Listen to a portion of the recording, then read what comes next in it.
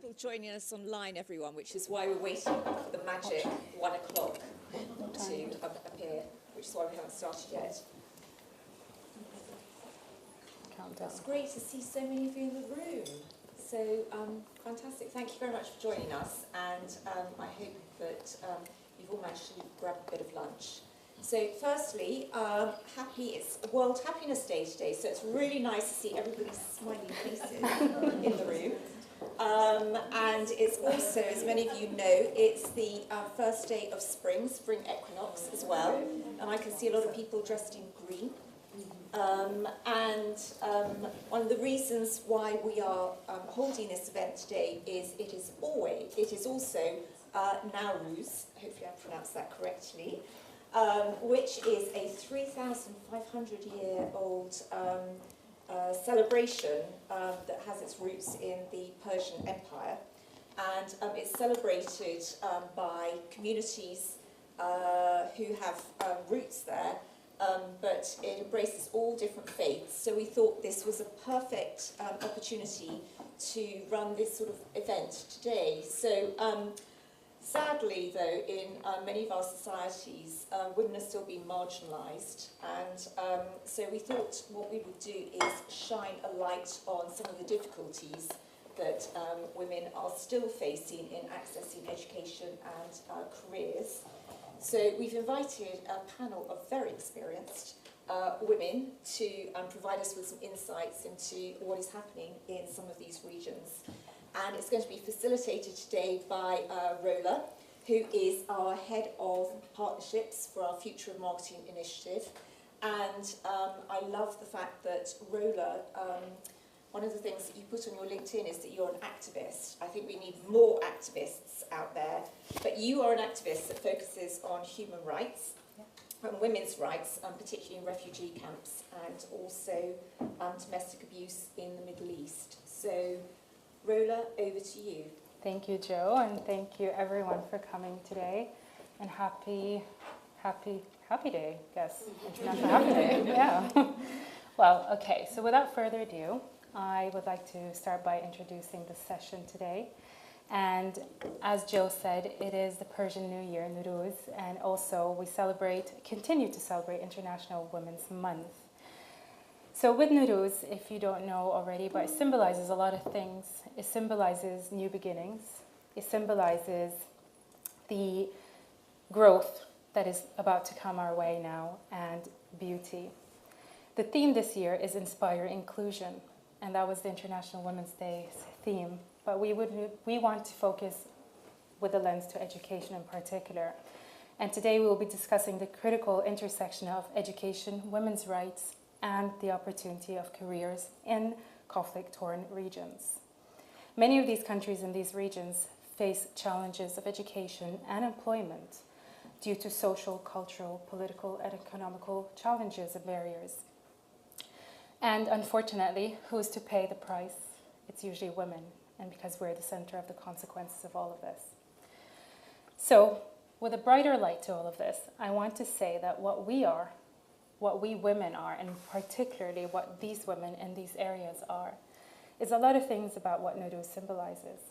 And to say the least, they survive all storms and start over again, and that is resilience. They continue to grow, and that is determination. And they nurture despite all, and that is beauty. We will explore how inclusive education and empowerment initiatives can dismantle systematic barriers and foster greater gender equality and socioeconomic advancements.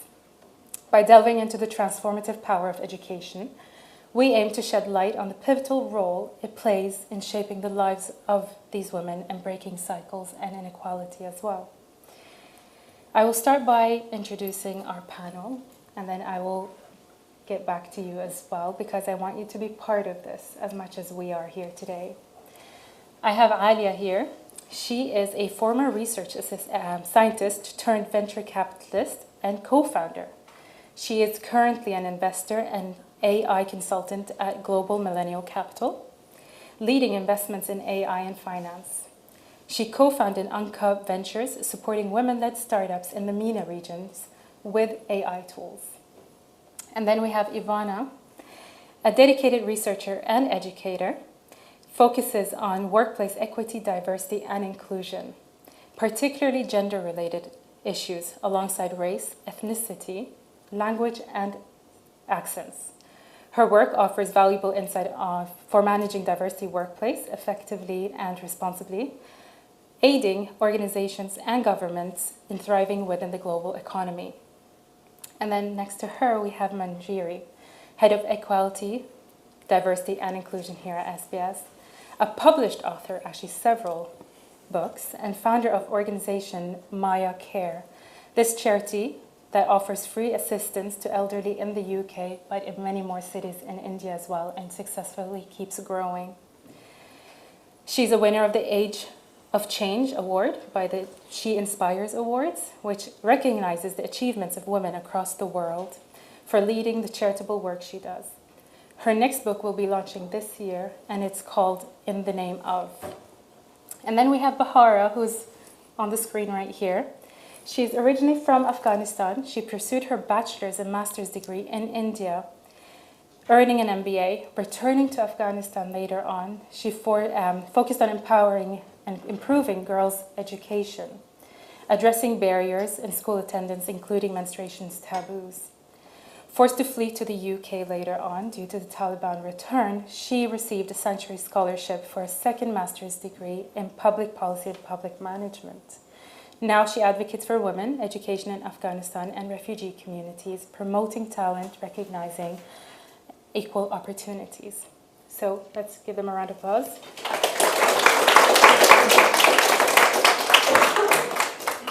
Before we start with the questions, what I like to do is to make sure that you guys are as equally as part of this that we are and our amazing panel here today. So as I start with my questions, those are just the buffer until you start with your questions as well. So I would love for you to think of what it is to have to say, even if it's not a question and it's just a thought. This is a discussion. So please keep that in mind as we go on. I want to start with the first question. In short, this year's theme is Inspire Inclusion. Now, this can mean a lot of things. We can look at it in a positive light. We can also look at it at a negative light. So this is entirely up to you how you see it. But I want to ask you all, and I'll start with you, but what does that mean to you? What does this theme mean to you? So as you said, I spent a lot of time working in venture capital, and I think one of the things that I noticed while I was working was that a lot of times we would present a woman-led company to the investment committee, and they would have a lot of criticisms. For example, she only worked for 3 years at Goldman Sachs. And when I would present a male-led company, suddenly the perspective was, oh my God, he worked at Goldman Sachs. Like, we must fund this company. And so I think, just really experiencing that disparity over and over again was something that I found really frustrating as a woman and someone who really wanted to support some of these companies. And so I think, this topic of Inspire Inclusion kind of for me really kind of leads back to that. How do we sort of solve that sort of inequality in terms of funding for women-led companies? Thank you. And Bahara? Thank you, Rola. As we talked today, and you mentioned it's the first day of the spring, and Happy Nowruz to everyone. And it's exactly the beginning of new educational year in Afghanistan. And unfortunately, it's been 910 days that Afghan girls and women are denied of their fundamental access to education. And I believe that when the right of women to access education fade away in a society, that's when the population remain illiterate and they bring up illiterate children. And then the culture and civilization of the society can be easily changed and destroyed. And unfortunately, this issue is slowly becoming a common practice, and the world is forgetting what's happening, what the tragedy happening in Afghanistan. For me, the theme is more belongs to my story of my life, growing up in Afghanistan, facing all the social challenges, and that I was fortunate enough that my parents believed in education, so I had the opportunity to go to school, and then process to pursue my higher education in India, then become as a refugee in the UK.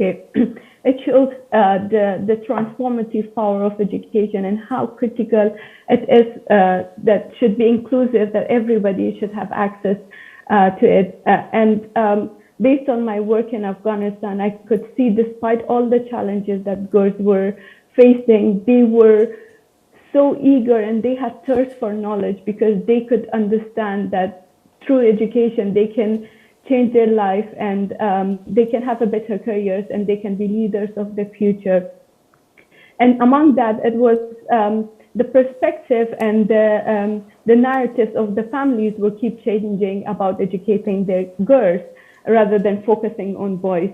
And I believe that learning is not just a right, it's something that we born to do it. For example, the moment a child is going to start exploring the world and meeting the people, that's when the education becomes an essential part of growing. And I believe as we are privileged, we are in peace and have access to education, it's our responsibility to be the voice of Afghan girls and women back in Afghanistan and not to forget them and advocate for their rights.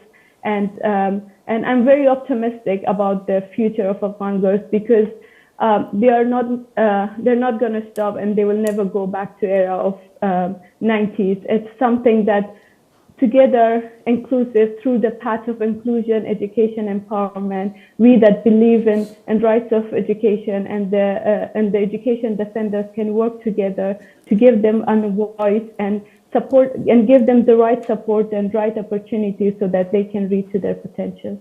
Thank you. Thank you, Bahara. Ivana, what does this mean Thank you very to much, and thank you all for being here with us today. And hopefully we'll have a wonderful conversation today. So inclusion, that's a very good question and a very big question, Rola. So the first thing that comes to my mind is it's 2024 and we're still talking about this. And it's a little bit sad and depressing. On the other hand, I'm also thinking we've come quite some ways in including, and we do see more women in spaces that we have not seen before. But at the same time, we're also missing a broader inclusion. When we think about women, we portray women in media, in research, we should just think of white women. But women are not one monolithic group. They're not one homogeneous group. We have women from many different, various backgrounds, women of color, women with disabilities, transgendered women. So how do we, when we think about inclusion today, we really need to kind of expand what do we mean by inclusion? How do we actually enable meaningful inclusion of people from all sorts of walks of life? And meaning that we don't think about these groups, as we think usually as women, it's just one big homogeneous group. And the third piece I want to share when we think about inclusion is where we really need some movement is inclusion of women, all backgrounds, in decision-making positions. For us to move the needle of this issue, we really need more women in high leadership positions and women who do actually make decisions. And this is where we see really still stagnating. We still, and like what was mentioned before, making these decisions and pitches, who gets funded? Who is making these decisions? Are women making these decisions? Are women of color making these decisions? Are transgender women making these decisions? Who is behind these decisions? Because the outcome will look vastly different depending on who is making these decisions. And what we see, in particular in the Western world today, we do see a lot of women in workplaces. So you would think representation is there. You look at our websites, there are women, and there are women of color, there are women of different backgrounds, and we think we made it. But if you truly want to understand who is making decisions, you quickly understand that most of these women, most of us, are actually not in these high-level leadership positions where we are in position to make decisions and hence make meaningful changes. And I think that's a really big piece that we need to, yes, we made all this wonderful progress. Yes, we have representation. Women are actually out earning degrees compared to men, that they are more likely to get higher education degrees. And yeah, we made all these, especially in the developed world, we made all these changes, but we're still not making decisions. Right. Thank you. Thank you. For me, International Women's Day is very important on two counts. The first being that why should we celebrate only on the 8th of March? And how are we going to behave as a society, as a country, as a business school the rest of the year? So the first one is on judgment, and how can we then judge people on the basis of where they come from. So I come from India, I grew up in India, where unfortunately even today infanticide and feticide still exists. It's painful to see that gender discrimination at that level still exists. It's terrible. So, and it's the same country where you have women going to space, women, have more than 70% women in a classroom in engineering colleges and law and everywhere else. It's the same country. It's the same country in 2015 where an entire flight went from the US to India with an entire women's staff right from the chief pilot to the chief engineer to everybody. So that's the country, and it's the same country today where it's a question whether a baby girl should be born or not. So that's where the reality really is, and that's what International Women's Day is about when it comes to judgment.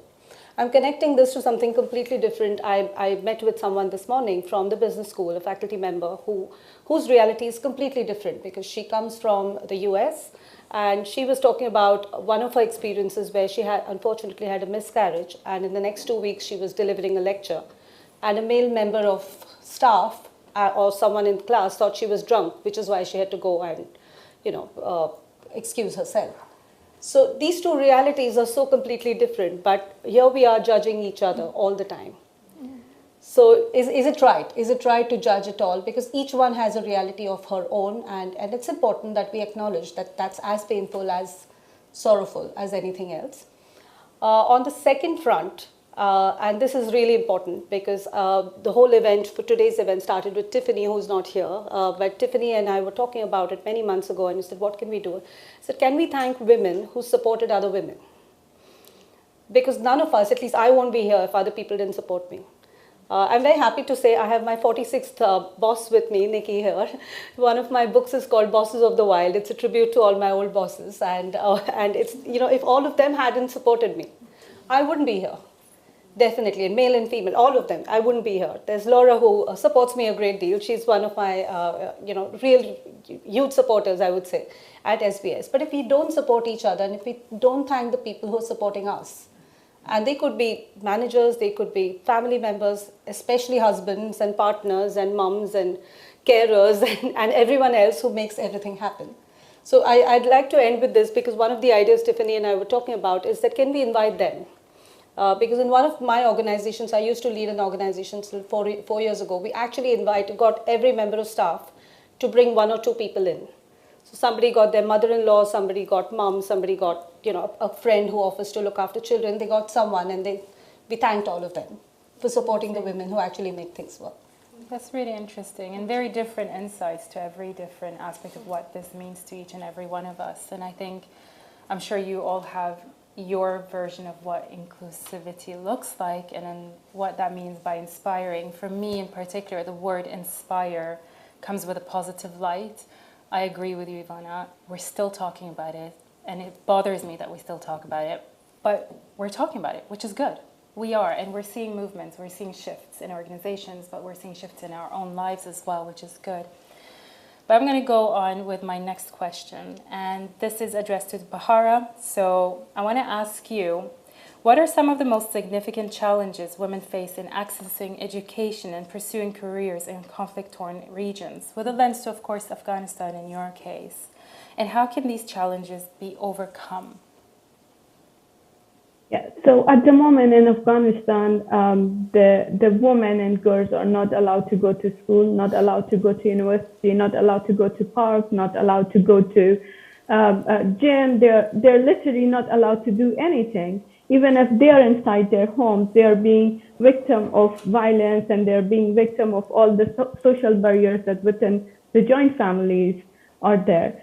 So it's just not the factors that are impacting them outside the society. It's also the factors that are actually affecting them inside their homes because of the financial situation. As we all know that if women become more independent and financially stable, they will have a voice in their family and their community. Unfortunately, that's the biggest challenge that Afghan women and girls at the moment are facing, and that there's no means of financial stability. And because of the political situation of Afghanistan, these challenges are quite difficult to mitigate, but they are not impossible.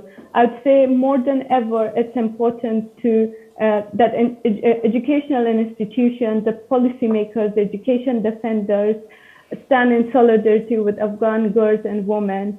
And because Afghanistan is the only country at the moment that girls and women are not allowed to have access to education or work outside or even go outside because they need to have a male with them when they're going outside.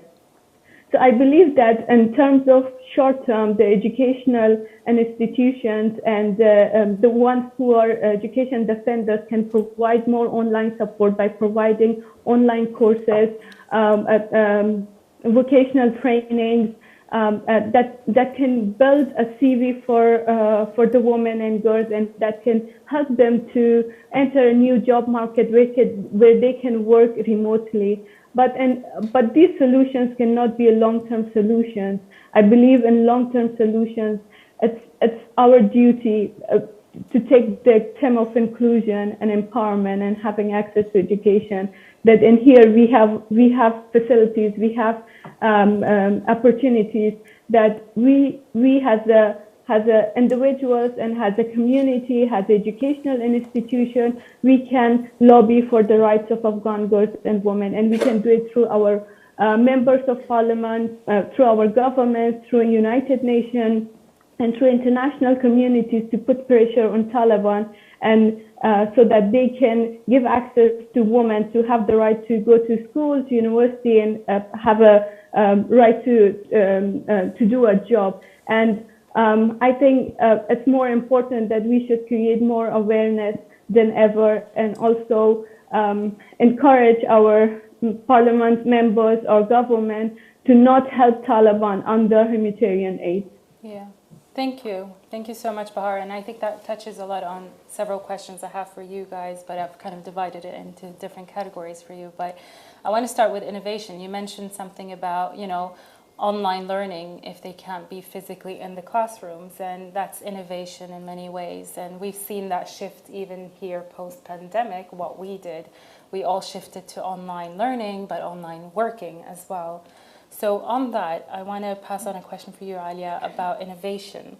So you work to enable startups by using AI tools, right? So in what ways can technology and innovation be leveraged to enhance educational opportunities and empower women into conflict-affected areas? But also any success stories to mention on that as well.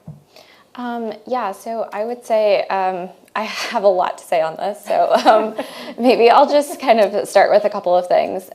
So I think in terms of education, one thing I would say is that I've seen a lot of AI tools that are coming out right now that help kind of education become more personalized, which I think is really useful in terms of being able to kind of start to look at the differences between the way that women and men might learn in a classroom setting. And I think, right now, likely, I don't know the studies, but I'm guessing that a lot of like the educational practices are very much based on the way that male students have, learned and what is effective for them. And so I think that's one of the real advantages of, using AI in education.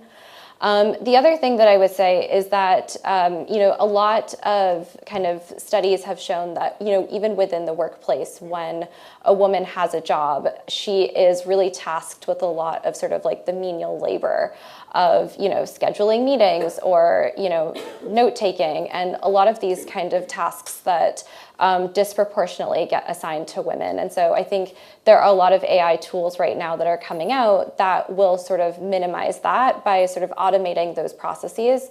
And that will kind of allow women to spend a lot more time on the creative aspects of their role, and really, I think, kind of develop expertise that, makes them more valuable in other ways, and potentially, ways that will excel their careers a lot faster. So I would say that I think that in terms of AI, those are kind of some of the innovations. Amazing. Thank you.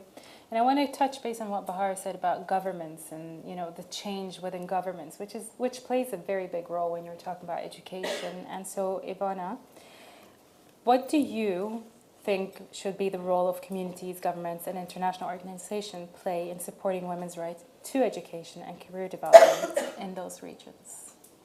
Well, they obviously, as Bahar was mentioned, they have a huge role because they set the rules. Who is even eligible to participate? As we've seen, Afghanistan is obviously an extreme, but real example where the current government, however we call them, stepped in and said that girls cannot be educated. So obviously the governments tend to make a huge difference. But it's not only just governments of those countries, but also more humanitarian and wider communities stand to play a key role in ensuring that women all across the globe have equal access to education and other opportunities in their careers. So it is easy for us to sit here, we're in a developed country, things are kind of easy, and not to think about the regions where women don't have the same rights. I think we do have responsibilities, including our own governments, to step up to create some of these balances, to create some of these parities as much as possible, because it will not happen on its own. And in some instances, the passing the law makes a huge difference. And one example is, when governments intervene, for example, passing down parental leave laws, which are mandated at the government level. Organizations will not do it out of their good and free will because it's perceived they are financially costly and they're not bringing anything to improve their financial performance. But once it's mandated by the government, then you can see a huge difference that women finally do have a chance to participate in the labor force and have meaningful careers, but also step outside of it when they need it, when they actually start in their families, because there are protections given by the government. If in countries, and I think the US is probably a very good country to mention, because they're probably the only developed country that I know of that does not have a nationally mandated parental leave policy. And you do see the differences in how women in those countries fare off in these careers. And not just them, it's also the well-being, their own well-being and well-being and health with the baby. So there are real implications down the chain that we don't necessarily see. So governments play a huge role into how to bring this more parity, but also kind of seeing a bigger picture is that this is not impacting only women, particular women, this is impacting a wider society. Here, and it can have really significant implications, for example, health, which is again financial loss to the other end that we are not necessarily seeing. So I do believe in some instances governments unfortunately need to step in and make rules and laws that will help kind of equalize the level playing field. And I think that goes back to who's on the board and who's in the room. And most likely than not, governments have more male domination than women. Hence why these matters are not addressed as equally as to any other aggression of what we need to talk about. But it is true, they do play a big role, and they are the ones who kind of switch on and off button of what we can do and what we can't do. Talking about long-term and short-term, short-term solutions are there, but what about long-term solutions, Manjiri? So I want to ask you, what are the long-term benefits of investing in women's education and career advancement in conflict-affected areas, both for individuals and society as a whole, in your opinion? I'd just like to add a word to education, that's quality education. And I think given that we are sitting where we are sitting, it's quality of education is everything. And there are a lot of societies, definitely I can speak about India, where across the states, there are some states in the south of India, Kerala for instance, has I think almost 100% literacy. It's a women-driven state, it's fantastic. The way that works, to some war-torn areas like Kashmir, which still the India-Pakistan war goes on and on and on, and it's very difficult to actually continue education there, any kind of education, quality or otherwise. But coming back to long-term, I think what we've seen over the years, one of my other projects which I'd been working on in India is for the past 8 years, every September, I spoke to you about that, every September I have 120 students who are the first girl in the family, first girl in the village sometimes to ever go to university.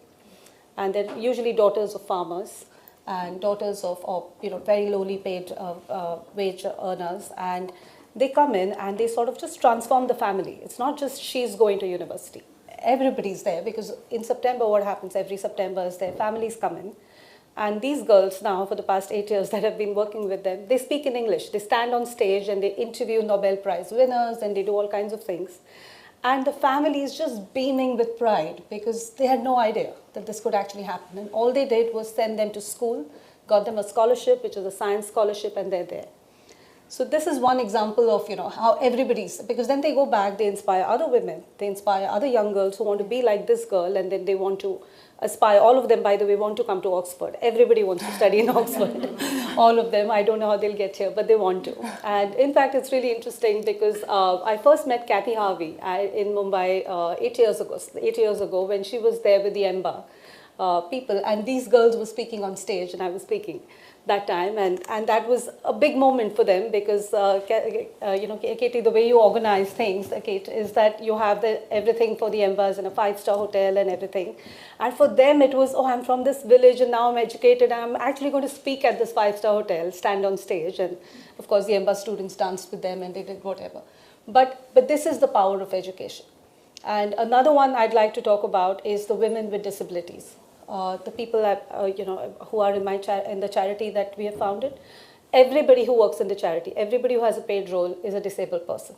They are either on wheelchairs or they can't hear or they can't see, mostly on wheelchairs. And about out of the 1,300, 50% are women, and out of those top 15 leaders, 90% are women. I don't know how that happened, but they're there. And what they do and where they're coming from, I'll give you one example, is of one of the women there. She's just 26 years old. She won recently she won this business award because she leads up the BPO, the Business Process Outsourcing Unit, which is part of the charity. She came to us 5 years ago, and she is on a wheelchair. She lives in a very small place in India called Chandrapur. I've never been there. It's really tiny, back of the beyond.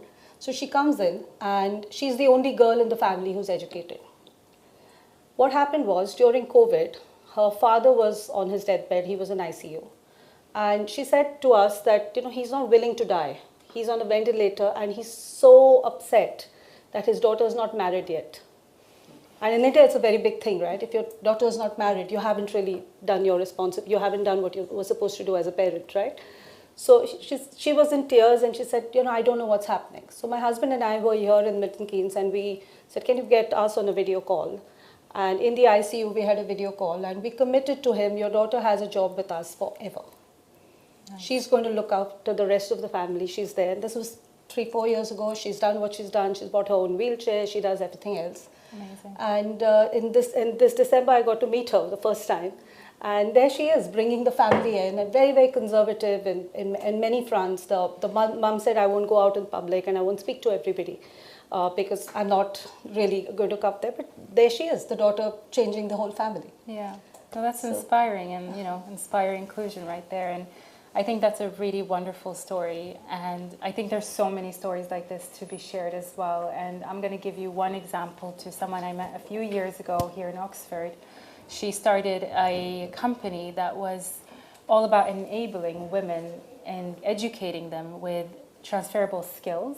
And these were in communities. She started in one place in Africa and then moved to different countries, and they've expanded over 17 countries now. But the idea of it was to start small, so education wasn't accessible, but for many other reasons, not just political, but they're marginalized. They're very far away from where civilization can be, for example, or it's the money issue.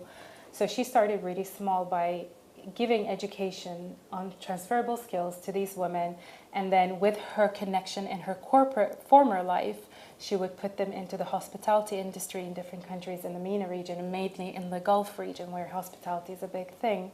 And slowly but surely that has evolved into an amazing movement where women are being educated. And after having a few conversations with her, what drew me to her is the fact that the first question I asked, I'm like, how do you pick the women? Because there's so many of us, how do you pick this over this woman, and so forth. And she said she really focuses on women who have been subjected to domestic abuse at the time. So again, it goes back to the financial stability of what we talked about.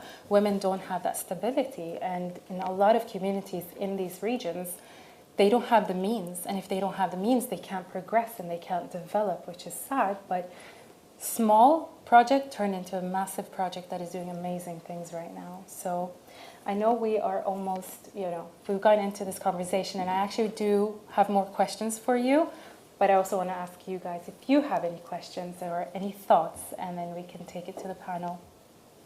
You must have some thoughts. Yes, here you go. infrastructure is really important into what governments do, for example. Infrastructure is very important into what governments do. And the lady next to me is studying this. She'll tell you all about it in more detail.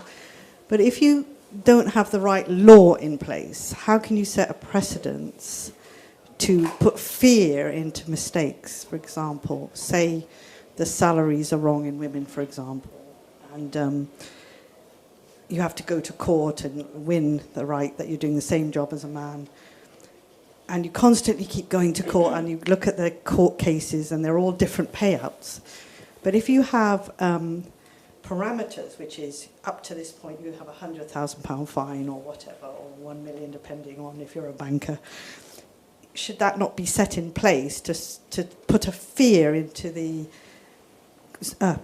contracts of employment, that if a company abuses how they pay a woman, that you don't have to go to court. You just have to prove it through some sort of mediation process, or and they're automatically fined if it's without dragging the whole process through a court. Yeah, which also costs money. Yeah, which will and be quite a whole often nother people drag. are put off by the fees of of making the application in court, which has gone up horrendously. Absolutely. Anyone who wants to answer that question? No. Nothing to do with politics or government. That's a government. Yeah, I was about to add, I'm going to add something. I think that's a huge problem, what you're mentioning. In a lot of companies who are offenders, let's say there is gender pay gap, or, I come from a Canadian context. I moved here from Canada. In Canada, we had this law in province of Ontario that came out, and that the companies needed to, for example, disclose, the composition of boards and the pay and all of that. However, the fine for not doing that was so small that it was easy to offend. So it wasn't, that's the problem. So it was, you are in theory, as a government, trying to portray yourself as being very progressive, and you're putting this new law in place where, every company with 100 plus, I forgot what the exact number is, employees, they need to disclose this. And if there is no parity there, then they need to create a plan, how they're going to be, there was some kind of accountability piece. But at the bottom line was if you don't do that, nothing really happens. There was some small penalty, like a few $1,000s, which is really nothing. And I think many companies were calculating, my numbers don't look good. I'm better off paying that small fee than actually going through this. And then it's not just disclosing this, it's also then figuring out what do I do about this. So I do feel that governments really need to become very serious when you do have these laws that penalties need to be harsh. Unfortunately, nothing happens unless that's in place. The other example has been and nobody likes quotas, but quotas for boards have made a difference. Still, nobody likes them, but until you implemented that and you said that you will not get funding and there is going to be penalties, this is true for European countries, nothing happened, nothing moved. But suddenly, when that law went into the play, things have started changing. In law, there's certain parameters, like if you're a landlord and you said something wrong, it used to be a penalty up to £20,000 for certain crimes, like illegal eviction and stuff like that.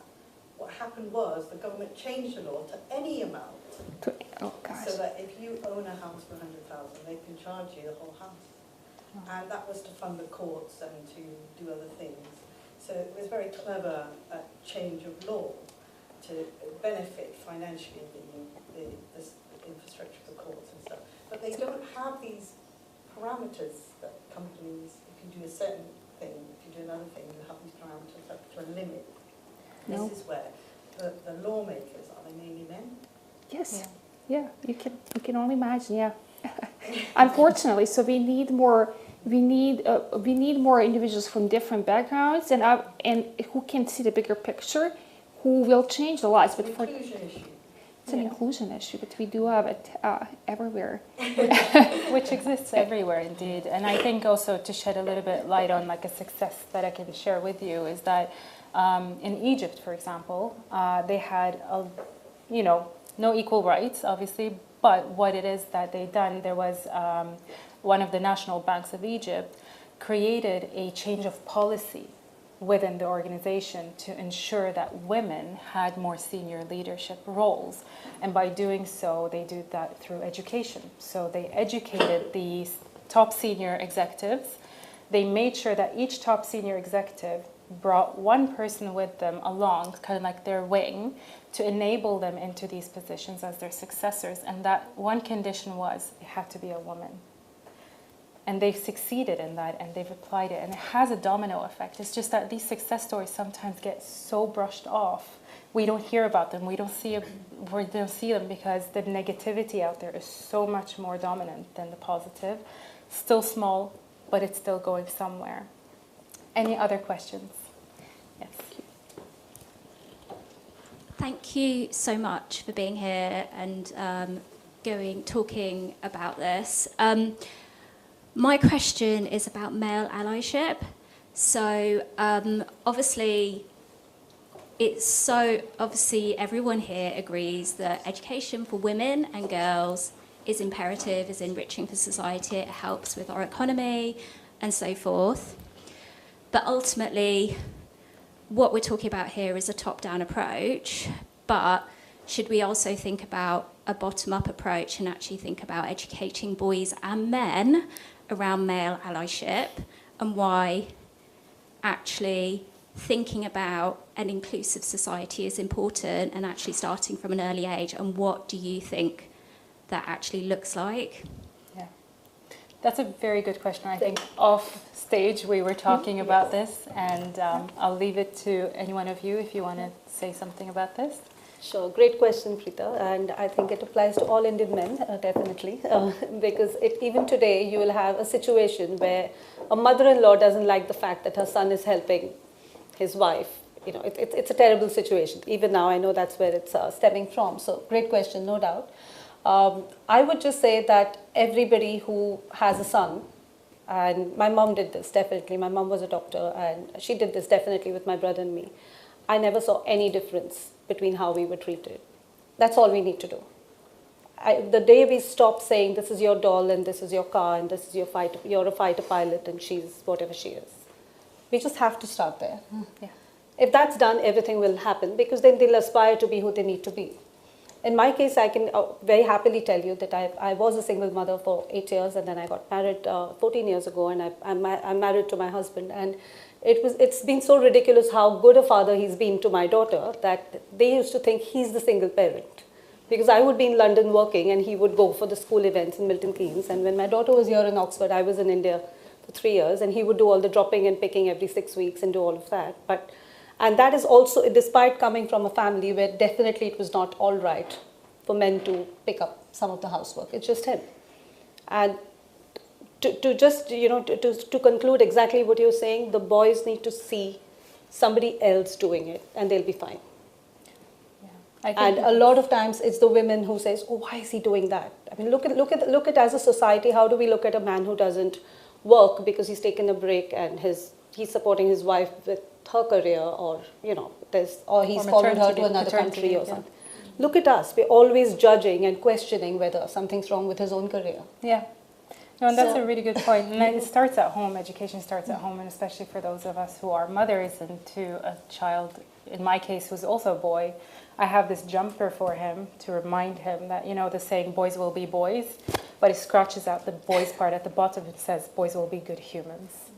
And that is so important, and that, as much as he may not like the jumper, but it will always be in his closet as a reminder. And that is my role as a mom. It's my role to make sure that he will grow up to understand. He always asks me, for example, why do you work? Or why do you do this? And I do my job here, but I also do my activism job. He's always like, you're always on your phone.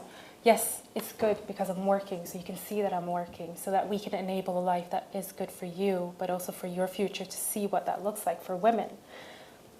Any other thoughts, Alia or Hari? I did want to add something, but I think it's maybe a slightly more depressing note, which is that I was just reading an article that came out in The Economist a couple days ago about the fact that for young men, they're actually becoming increasingly conservative. And so the gap is really widening, not closing, in terms of whether they think that women should even be in the workplace. And so I think that that to me indicates that potentially, you know, not that it's women's responsibility, but a lot of things are women's responsibility. So I do think that maybe the way that we're kind of framing like women's empowerment or gender equity is potentially alienating men. And so to kind of go back to, you know, allyship, I think we really need to kind of question how it is that we're sort of teaching them to be inclusive, because we definitely don't want to have a situation where men, you know, in 20 years think that all women should not be working at all. And I think that'll have a lot of, you know, worse consequences for our society than, you know, the situation we're in now. Yeah, very interesting. Yeah, that is the research that's coming out, that younger men are becoming more conservative, unfortunately. Yeah. I think it's a great question about the allyship. We definitely need more allyship. One thing that kind of distracted me with this audience. He's gone. I didn't want to mention, when we talked about inclusion, I was like, do I mention this, that we are actually excluding? Like, we don't have much inclusion here. And a lot of time, unfortunately, to this day, men are in powerful positions, so they are making these decisions, but yet they are not necessarily educated or aware about the issues. Most of them think that things are fine. So I absolutely agree that we need more education, both at the university. I don't think we do a good job here educating men who come through our programs, but I think also education needs to start in primary schools, younger schools. And it's no matter what you teach them at home, which is an important piece. They get educated in school, and school is gendered. So I can tell you from my personal experience, I have 2 daughters, and I'm usually it's been my husband going to, you know, pickups, doing this and that, like if there's a parent-teacher interview, there's something. And my kids started noticing that, you know, Mommy, why don't you come? So they started shaming me, like it's all other moms come. Like, but Daddy is there every time, but other moms come. Yeah. And other kids, they're telling my kids, this is what's appropriate behavior. And then we had to sit down and teach them this. No, this is not appropriate. Like this is what, you know, different families works different, but they are being taught these gender norms even at such a young age, no matter what you do in school. Yeah. And the other thing to consider about who are teachers in primary schools, it's mostly women, and it's also work that's heavily underpaid, like the care, which is traditionally seen as a more feminine work. It's not much valued in our society. So I think we need to flip the scenario there as well. We need to show more value for the care work and have more men in those positions. So in some ways, we need to include the men in that kind of work and women in these kinds to have a more balanced picture of what is appropriate for both boys and girls. But I think education and just awareness is critical, and I still don't think we have enough of that. And I think a lot of people, and highly educated people, well-meaningful people, just like, what do you mean? Like, you know, they'll come here, they'll come to Oxford, like, oh, but look at all these women in classroom. Like, they've got it all, and if not more. And men, I think going back to Alia's point, I think there is this perception now women are getting even more because we have quotas, we have policies, there is more talk. It's just talk for the most time, but there is this talk, they're feeling like every time I apply for a job as a man, I'm going to be excluded because it's a woman who's going to get it, no matter how good I am. So we are creating, I think there is something happening, to Alia's point, that we are creating this narrative where they're feeling threatened. And that kind of counter to inclusion, I would say. So I think we need everyone on the same page. We need everybody to understand what the issues are, and we definitely need allyship.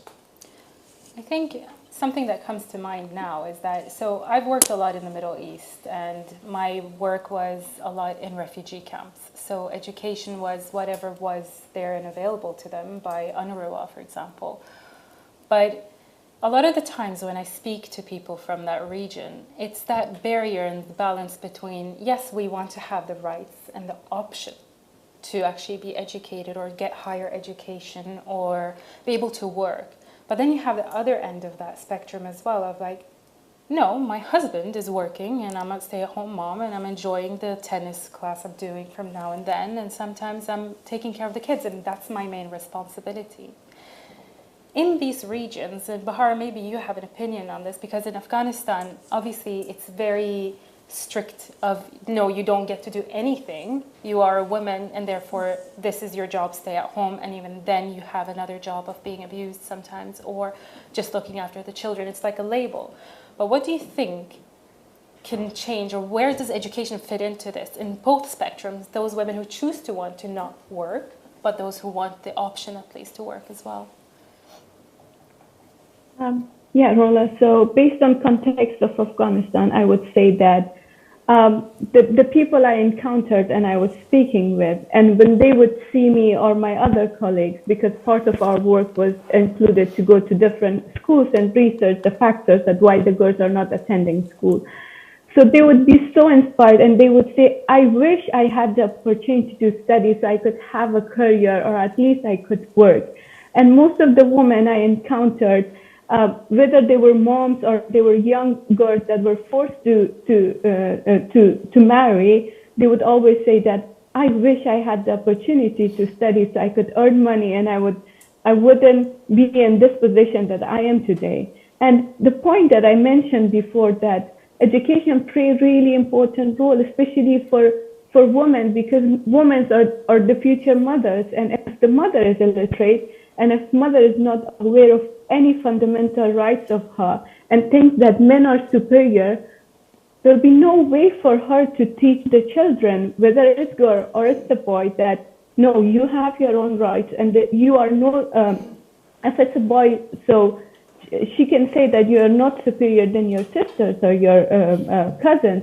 But unfortunately, because there's no right of education, there's no literacy, the women think that they're born just to stay at home, just to work the home, the work home, take care of the children, and based on my experience and the time I was in Afghanistan, I barely come across to a woman who would choose to stay at home, because everybody gets to know the importance of how important it is to be financial independent, have financial stability, and be on your own, I would say, be your own boss. So in context of Afghanistan, mostly it was because they were forced or they had no means of to support themselves to get an education. So more than ever, it's really important to discuss about that issue. And one thing more, I would like to add that there were men, there were fathers, there were brothers that I come across. They would say that we do believe that our sister, our mother, or our wife have to go to school and be educated so they can help us later in future with our with getting a job and with our economic situation. But the problem is the society norms and the society stereotypes that if a man is allowing the sister, mother, wife to go outside and work, that means he's not a real man. Yeah. So these are the biggest challenges that when it comes to issues of educating, why we have to educate women. And it's all like a circle. The more you educate women, as a quote says, you can educate a nation and a community. Absolutely. That's very well said, actually, and very well summarized. Anyone else have a thought about this? Yeah, can I actually add a thought? Yeah. So I wanted to maybe offer a slightly different perspective, which is that in Iran and actually a few other countries in the Middle East, I think Oman and actually maybe even Saudi Arabia, almost 70% of the STEM graduates are women. And yet, if you look at the workforce, I think, I don't remember the numbers for the other countries, but in Iran, I think it's only 20% of women are in the workforce.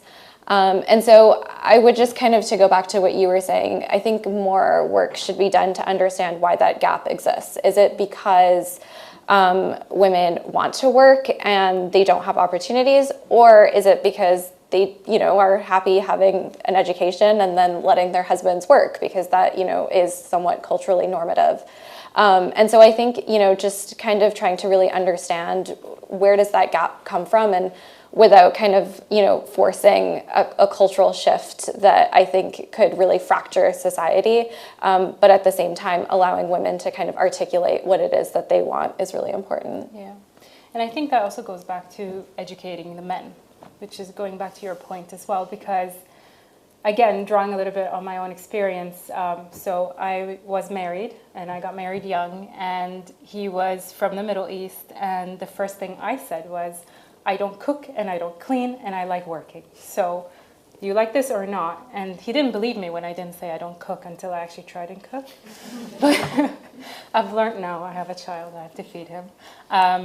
But the idea is that there's that cultural switch in their brain that, you know, women can't work. No, they're supposed to be there to be a carer and nurture our children, versus actually, no, we want them to be there. And that goes back to one of the points of partners. You know, the partners need to be there for us, but the men need to be educated in that respect as well.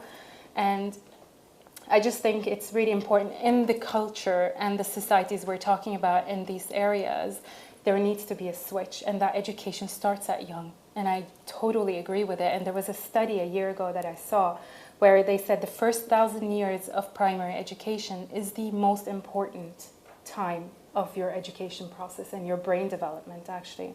So if we don't target that early on, then we're just going into a cycle of they keep growing and growing and growing, then we have to mend it as we go along. But if we start young, then that can change something. Any other questions from you? Just about. Yes. So, I was able to connect to each and every word that you're talking, and especially to Manjiri, because I'm from India. So I don't know if you can believe, like, they don't reveal the gender of the baby in India, because if it is a girl child, the abortion rate is 90%. So we are in 2024, still they don't reveal. So, like, being a girl is like you're not even allowed to come out alive. So for me, I'm proudly say that I'm the first woman in my family who did masters and who came out of my own city, place, and country to here. It's all because of my mom, because she fought for me. It's a big fight with the entire family to not get me married at the age of 16, and to, like, she fought with everyone to enroll me into a college. So what I'm trying to say is, one day I was telling to my mom, like, oh, I attended this session and so leader talked about this, and he said he's also about to, and then she told me, like, Papa means, like, in my language, baby. Men, they talk in the forums, but what they do at homes and what they make change at the workplace is important. It's not about men encouraging. Do you have a women's room? Like, because women go to PMS and they go to menopause, and their body, sometimes we don't even know how our body reacts, and we need some space at work. I mean, to let it out. Do you have that room at your workplace? I was like, I couldn't answer, but then I totally connect with her or agree with her, like, many men talk great words at workplace, but what do we implement, what do we do, or how much respect we show in actions is important.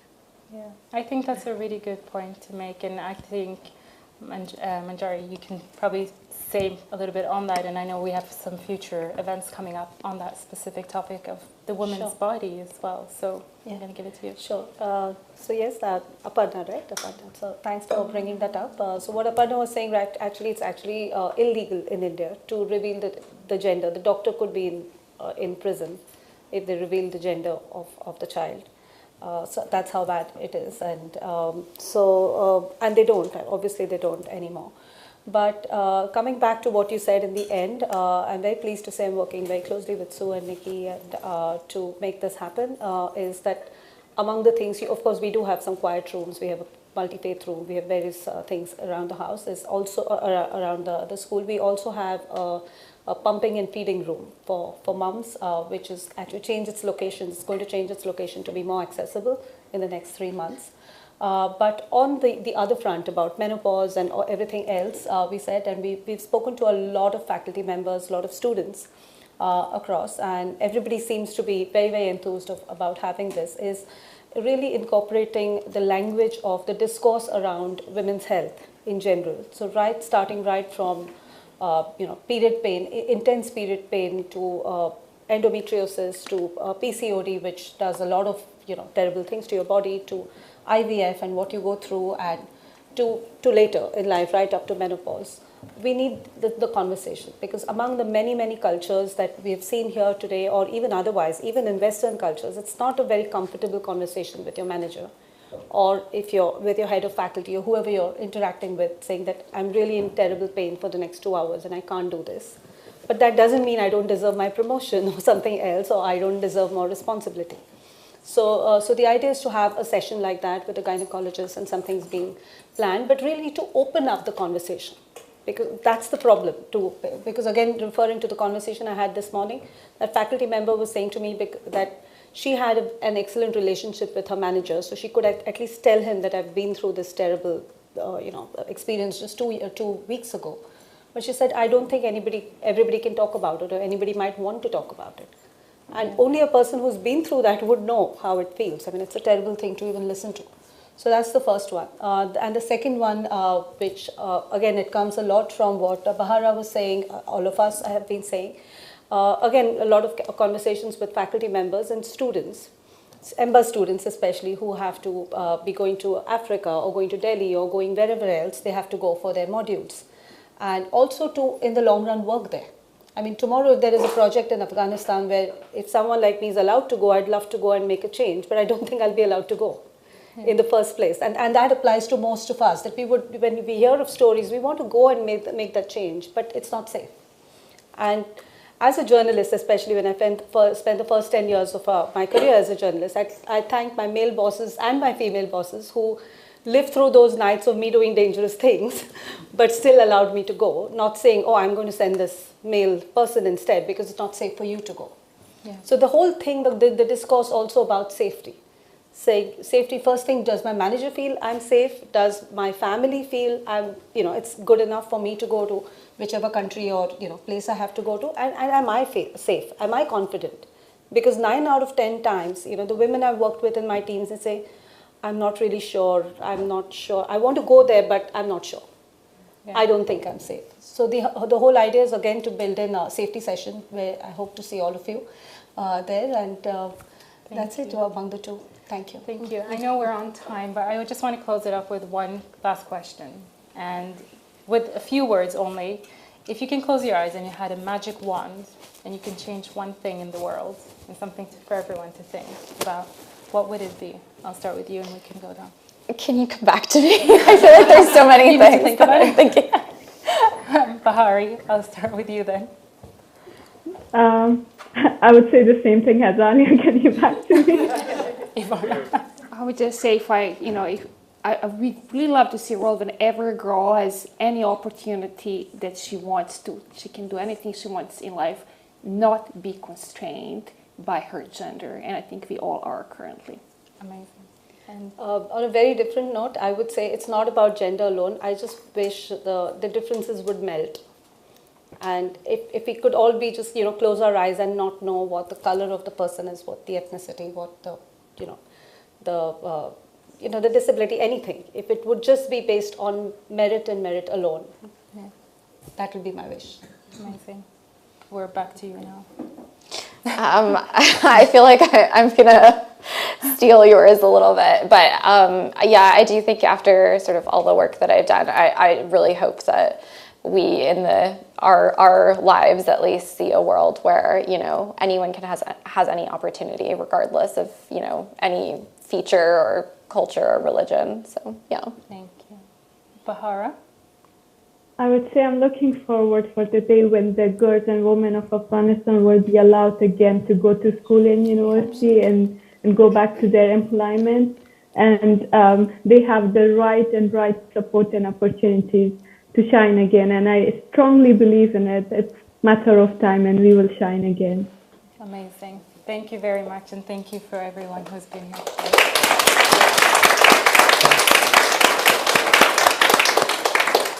So I think my wish is that we keep this discussion going and keep it very much alive. And I know that Alaya and the students have organised a social for later on in the common room to celebrate Nowruz. So let's continue the conversation there, at least in the short term. But thank you very much, Rola, and the panel for what I think has been a really enlightening discussion. So thank you again. Thank